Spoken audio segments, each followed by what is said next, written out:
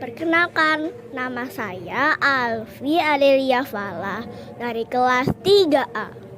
Kali ini saya akan bertutur tentang sebuah cerita rakyat yang berasal dari Jawa Tengah dengan judul Timun Mas.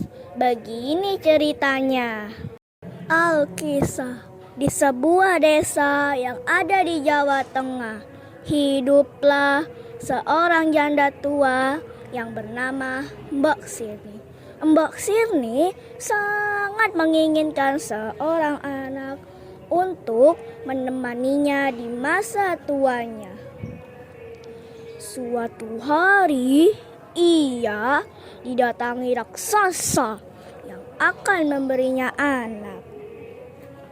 Akan tetapi dengan syarat ketika anak itu berusia 17 tahun harus diserahkan kembali kepadanya untuk disantap. Mbok Sirni pun setuju. Raksasa itu pun memberikan biji mentimunnya kepada Mbok Sirni untuk ditanam dan dirawat. Mbok Sirni pun pulang dan menanam biji mentimun itu di ladangnya. 2 minggu kemudian, biji mentimun itu tumbuh dengan baik. Namun, salah satu mentimun itu tumbuh paling besar dan berkilau keemasan. Mbok Sirni pun membelahnya dengan hati-hati. Tanpa diduga, isi mentimun itu adalah seorang bayi cantik dan diberi nama Timun Mas.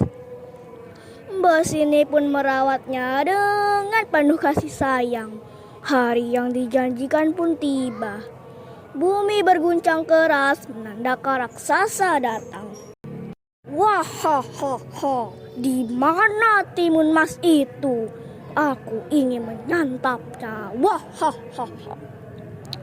Mbok Sirni pun amat ketakutan dan berkata, "Tunggulah 2 tahun lagi raksasa. Pasti anak itu semakin besar, semakin anak disantap." Raksasa itu pun menyetujuinya.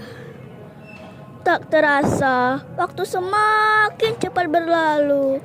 Mbok Sirni pun semakin cemas dan sedih teringat janjinya. Suatu malam, ia bermimpi. Jika ia ingin selamat, temuilah petapa yang ada di Gunung Gundul. Tanpa berpikir panjang, paginya Mbok Sirni pun langsung menemui petapa tersebut. Petapa itu memberikan 4 bungkusan kecil. Mbok Sirni pun pulang dan memberikan 4 bungkusan kecil itu kepada Timun Mas. Paginya, raksasa datang kembali lagi untuk menagih janjinya. Raksasa melihat Timun Mas semakin besar. Raksasa pun semakin tidak sabar untuk menyantapnya. "Cepatlah pergi dari sini, Nak, sebelum raksasa itu mengejarmu."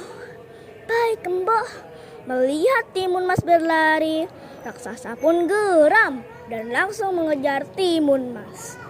Di dalam pelariannya itu, Timun Mas teringat dengan 4 bungkusan kecil yang diberikan Mbok Sirni. Segera ia taburkan bungkusan mentimun. Sungguh ajaib, mentimun itu tumbuh dengan lebat. Raksasa pun berhenti dan memakan biji mentimun itu dengan lahap. Setelah kenyang, raksasa kembali lagi mengejar Timun Mas. Saat itu juga Timun Mas menaburkan bungkusan jarum. Tiba-tiba jarum itu berubah menjadi pohon-pohon bambu yang tinggi dan tajam dan melukai kaki raksasa. Melihat raksasa masih mengejarnya, Timun Mas pun menaburkan bungkusan garam. Seketika hutan-hutan yang ada di sana berubah menjadi lautan luas. Raksasa terkejut, namun ia mampu melewatinya. Saat tenaganya hampir habis, Timun Mas pun melemparkan bungkusan terakhir, yaitu terasi. Tiba-tiba, terasi itu berubah menjadi lautan lumpur yang mendidih. Seketika, tubuh raksasa tenggelam. Raksasa merontak-rontak menyelamatkan diri. Tolong! Tolong! Keluarkan aku dari sini, Timun Mas! Namun, sia-sia. Raksasa pun tenggelam dan mati.